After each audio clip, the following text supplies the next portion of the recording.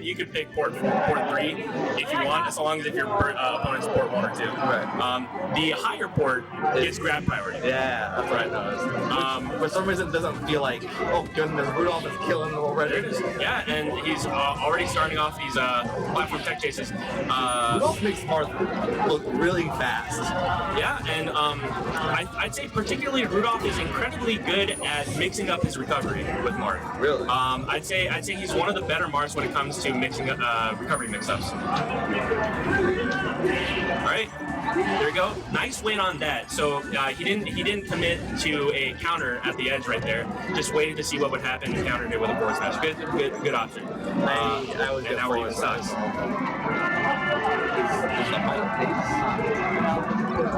Hopefully it sounds better. I'm sorry if it doesn't. Yeah, apologize in advance. If the I think it's because we're okay. There we go. Let's mute that. Okay, so now now the feed's going directly from the mics. Oh, okay. Okay, so now we're good. I'm pretty sure. So the other guy. Oh, sorry. The other guy's not on the camera because we're doing a face-off style. So they're not sitting on the same side. They're sitting on opposing sides because there's 2 TVs, which is why you won't. Which is why you only see Rudolph and not Tanzanyte. Yeah, but Tanzanyte's looking real good. He's leaning forward, looking good, very focused. Yeah, I'd say Tanzanyte has one of the better mentalities in out of the Japanese players. He's a very positive guy. Oh, really? Yeah. That's good. It's good to have that positive energy out there because, losing is really heartbreaking and to some people. So with the positive energy come back, make them feel a little bit like, hey, it happens, Yeah. It sucks, but hey, it's just a 2,000 yen tournament, which is, I get it, but they're not traveling that far. Like I literally spent $24 on the train coming here. Incredible downer to catch that side B for Rudolph, but Tanzanyte keeping it close. He's 1 stock away from taking it to last stock. Very respectable so far, especially considering the matchup and how well versed Rudolph is. Rudolph is nutty. Like straight up, he's a nutty player. Yeah, and that's I think that's the difference that makes between Marth players and like higher level Marth players and lower level Marth players is they're able to keep their combo strings going because they're a lot more consistent at hitting their tipper aerials, in particular when they're doing juggles. I think and the reverse up will take it. Lower level Marths tend to when they're doing jump rising up airs or full hop up airs when they're juggling, they'll tend to miss their tipper and thus give their opponent the opportunity to escape from the combo. So, but what you see with top level Marths like Rudolph, they always crisp on those on their punish game. And Rudolph's been at this for a long time too. Alright. Okay. Rudolph is going for a stop real quick. I guess his bed fell over. Oh, his fortress, his Sphinx fortress crumbled. Like he has a little fortress castle. Now, if you guys don't know about Rudolph, after every game he does this focus. He gets back in the focus zone. Yeah, I think it's really cool.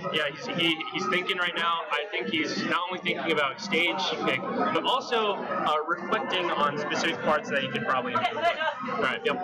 Yeah, he definitely was rethinking certain things that he could improve on. Yeah, which is smart.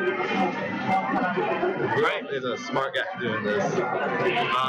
So we are going to Dreamland. I'm not sure what he banned. Possibly Stadium. If we're going to Dreamland, that might be the case.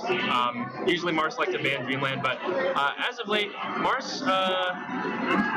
It's the thing with Marth on Dreamland is the platform layout does not favor him because he can't shark the bottom platforms with his sword as effectively with other stages.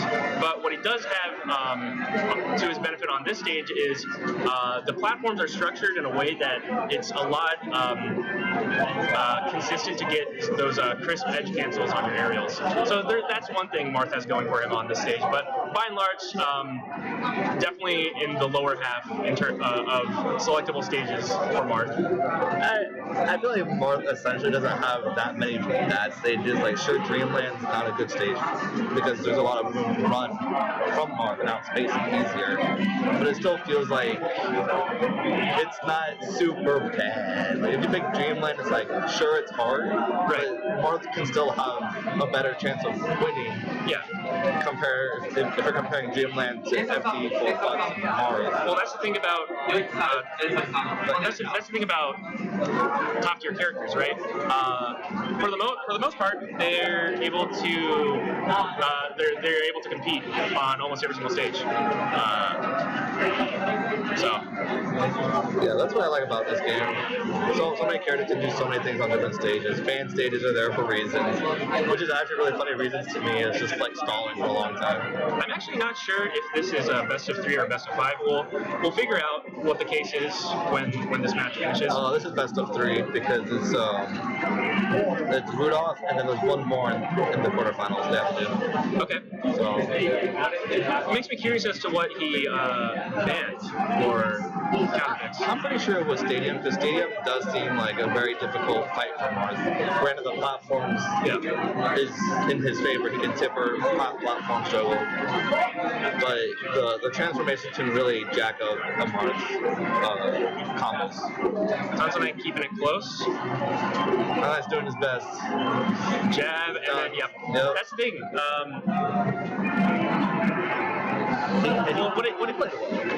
I mean, when it comes to edge guarding with top tier characters, right?